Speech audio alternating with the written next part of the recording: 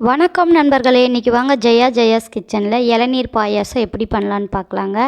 1/2 litre பால் எடுத்து நல்லா காஞ்சி வரணுங்க. நல்லா காஞ்சி வந்ததுக்கப்புறமா நம்ம வந்து ஒரு 150 கிராம் அளவுக்கு நம்ம சர்க்கரையை வந்து சேர்த்தி அரைவாசி வர அளவுக்கு அதுக்கப்புறம் எடுத்து நம்ம வேறு பாத்திரத்தில் மாற்றிக்கலாங்க.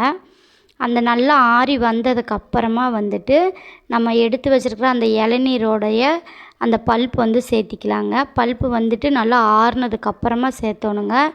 உடனே சேர்த்திடாதீங்க. அதுக்கப்புறம் ஒரு மிக்ஸி ஜார் எடுத்துகிட்டு அதில் வந்து நம்ம ஒரு அரை மூடி அளவுக்கு நம்ம தேங்காய் எடுத்துக்கலாங்க. தேங்காய் வந்துட்டு நல்லா முத்தின தேங்காவாக இருந்தால் நல்லா டேஸ்ட்டாக இருக்குங்க. அதோடைய இளநீர் தண்ணி வந்து பாதி சேர்த்திக்கலாங்க, பாதி எடுத்து வச்சிடலாம். அதுக்கப்புறம் ஒரு 3 பீஸ் அளவுக்கு நம்ம ஏலக்காய் சேர்த்திக்கலாங்க. சேர்த்திட்டு நல்லா அரைச்சி கொண்டு வந்து வடிகட்டி தேங்காய் பால் நம்ம ரெடி பண்ணி எடுத்து வச்சுக்கலாங்க. ஒரு சின்ன கடாயில் வந்துட்டு 1 டீஸ்பூன் அளவுக்கு நெய் சேர்த்திருக்கேங்க. எனக்கு நெய் வாசனை ரொம்ப பிடிக்குங்கிறனால கொஞ்சம் அதிகமாக சேர்த்திருக்கேன். நீங்கள் கம்மியாக கூட சேர்த்திக்கலாம்.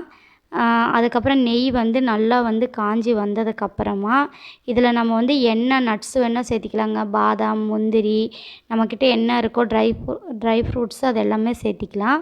இன்றைக்கி நான் முந்திரி தான் வந்து குட்டி குட்டியாக வந்து வெட்டி வச்சுருக்கேன். இதை சேர்த்தி நம்ம நல்லா வந்து வதக்கி எடுத்துக்கலாங்க. நல்லா பொன்னிறமாக வந்ததுக்கப்புறம் இந்த ஆறின பாலில் வந்துட்டு நம்ம வந்து இந்த முந்திரி வந்து எடுத்து போட்டுக்கலாங்க. முந்திரி வந்து நெய் அதிகமாக இருக்கிற மாதிரி தான் இருக்கும். உங்களுக்கு தேவைன்னா கம்மியாக இது பண்ணிக்கிங்க. எனக்கு பிடிக்குங்கிறனால நான் நெய் சேர்த்திருக்கேன். அதோடையே வந்து நம்ம எடுத்து வச்ச தேங்காய் பாலையும் வந்து சேர்த்திக்கலாங்க. நான் கொஞ்சம் சின்ன பாத்திரமாக எடுத்துகிட்டு அதுக்கப்புறம் பெரிய பாத்திரத்தில் வந்து நான் மாற்றி மொத்தமாக கலக்கிட்டேங்க.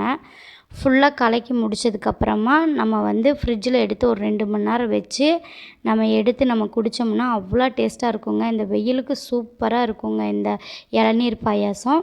இந்த சேனல் பிடிச்சிருந்தா சப்ஸ்கிரைப் பண்ணுங்கள், லைக் பண்ணுங்கள், ஷேர் பண்ணுங்கள். இவ்வளோ நேரம் பார்த்ததுக்கு நன்றி.